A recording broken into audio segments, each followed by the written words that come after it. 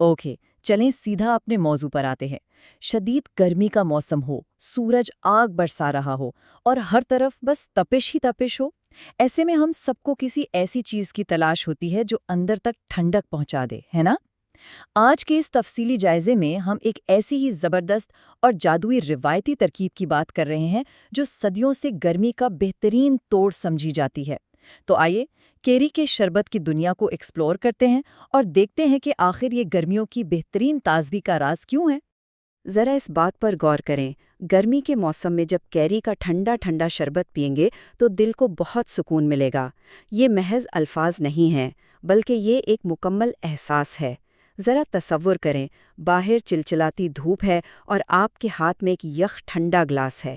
یہ شربت صرف پیاس ہی نہیں بجھاتا، بلکہ اس شدید گرم دن میں جسم اور ذہن دونوں کو ایک گہرا اور فوری سکون دیتا ہے، بالکل ریفریش کر دیتا ہے۔ تو ہمارا پہلا مرحلہ ہے گرمی سے راحت یعنی کیری کی تیاری۔ ظاہر ہے کسی بھی زبردست اور ریفریشنگ ڈرنک کو بنانے کے لیے اس کے بنیادی اجزاء کی تیاری سب سے اہم ہوتی ہے۔ شروعات ہوتی ہے کچی کیری کو اچھی طرح صاف کرنے اور اس کا سبز چھلکا اتارنے سے۔ اس کے بعد اس کے اندر موجود سخت گٹھلی کو احتیاط سے نکال کر الگ کر دیا جاتا ہے اور آخر میں اسے 2 حصوں میں کاٹ لیا جاتا ہے۔ بظاہر یہ ایک بہت ہی عام سا کام لگ رہا ہوگا، لیکن سچ پوچھیں تو یہ محنت طلب عمل اس شاندار ذائقے کی پہلی سیڑھی ہے جو آگے چل کر ایک زبردست شربت کی شکل اختیار کرنے والا ہے۔ اب یہاں سب سے اہم نقطہ یہ ہے کہ کیری کو چھیلنا کوئی حتمی یا لازمی شرط نہیں ہے، اسے یہاں صرف آسانی اور سہولت کی خاطر چھیلا گیا ہے۔ یہ چیز ہمیں بتاتی ہے کہ یہ ترکیب کتنی فلیکسیبل ہے۔ آپ اپنے وقت اور سہولت کے حساب سے طریقہ کار میں تھوڑی بہت تبدیلی کر سکتے ہیں، اور یقین مانیں اس کا اصل ذائقہ بالکل بھی متاثر نہیں ہوتا۔ اگلا قدم یہ ہے کہ ہم اس کٹی ہوئی کچی کیری کو ایک پتیلے میں ڈالتے ہیں، اس میں 1 گلاس پانی شامل کرتے ہیں اور ابلنے کے لیے رکھ دیتے ہیں۔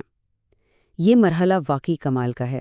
وہ کیری جو شروع میں سخت اور کافی کھٹی ہوتی ہے، وہ ابلتے ہوئے گرم پانی میں آہستہ آہستہ نرم پڑنے لگتی ہے، اور اس دوران کچن میں جو ایک مخصوص بھینی بھینی اور کھٹی سی خوشبو پھیلتی ہے نا، وہ لاجواب ہوتی ہے۔ پانی میں اس کا نرم ہونا اس بات کی نشاندہی کرتا ہے کہ اب کیری اپنا تمام ذائقہ پانی میں شامل کرنے کے لیے بالکل تیار ہے۔ اب آتے ہیں دوسرے مرحلے کی طرف، شربت کا مرکب۔ یہاں ہم دیکھیں گے کہ کیسے اس نرم پھل کو ایک شاندار اور ہموار سیرپ میں بدلا جاتا ہے۔ ابلی ہوئی کیری کو ہم گرم گرم استعمال نہیں کرتے، بلکہ پہلے اسے اچھی طرح ٹھنڈا کر لیتے ہیں۔ ٹھنڈا ہونے کے بعد اسے مکسر میں ڈال کر بلینڈ کیا جاتا ہے تاکہ ایک زبردست سا ہموار پیسٹ بن جائے۔ لیکن ٹھہریں، یہاں ایک بہت ضروری کام باقی ہے، اور وہ ہے اسے چھلنی سے چھاننا۔ یہ چھاننے کا عمل اس بات کی گارنٹی دیتا ہے کہ کوئی بھی ریشہ یا گٹھلی کا چھوٹا موٹا ٹکڑا باقی نہ رہے۔ یوں ہمارے پاس شربت کی ایک بالکل ریشمی، سلکی اور سموتھ بیس تیار ہو جاتی ہے۔ اور یہ بات بڑی خوبصورتی سے واضح کرتی ہے کہ اس ریسیپی میں ذائقوں کا توازن کتنا اہم ہے۔ ذرا غور کریں، ایک طرف ہمارے پاس ½ کلو کچی کیری ہے جس کی ایک اپنی مخصوص اور تیز کھٹاس ہے، اور دوسری طرف 1 گلاس بھر کر چینی۔ یہ تناسب کوئی اتفاق نہیں ہے، بالکل نہیں۔ یہ کیری کی قدرتی کھٹاس کو چینی کی بھرپور مٹھاس کے ساتھ بیلنس کرنے کا ایک بہت ہی پرفیکٹ اور حسابی طریقہ ہے۔ یہی وہ مقام ہے جہاں کھٹا اور میٹھا آپس میں مل کر ایک نیا اور کمال کا متوازن ذائقہ تخلیق کرتے ہیں۔ اب اس چھنے ہوئے نرم مرکب کو ایک بار پھر چولہے پر رکھا جاتا ہے۔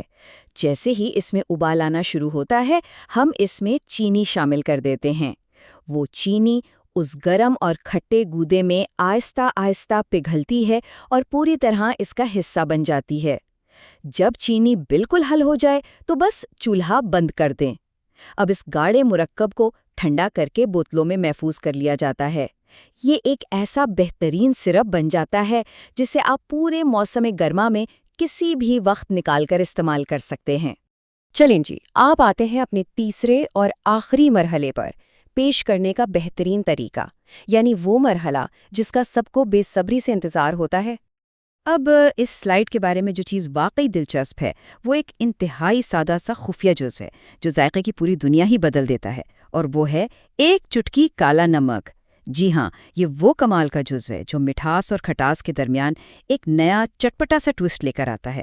یہ صرف ذائقے نہیں بڑھاتا بلکہ گرمیوں کے اس مشروب میں ایک ایسی جان ڈال دیتا ہے جو اسے عام میٹھے شربتوں سے بالکل الگ کر کے ایک روایتی شاہکار بنا دیتا ہے۔ گلاس تیار کرنے کا یہ عمل دیکھنے میں جتنا مزیدار ہے، پینے میں اس سے بھی زیادہ تسکین بخش ہے۔ ہوتا کچھ یوں ہے کہ سب سے پہلے شیشے کے گلاس میں برف کے ٹھنڈے یخ ٹکڑے ڈالے جاتے ہیں، پھر اس کے اوپر کیری کے شربت کا وہ گاڑھا تیار شدہ سیرپ ڈالا جاتا ہے، پھر تازہ پانی شامل ہوتا ہے، اور بالکل آخر میں ہمارا وہی خفیہ جزو یعنی ایک چٹکی کالا نمک۔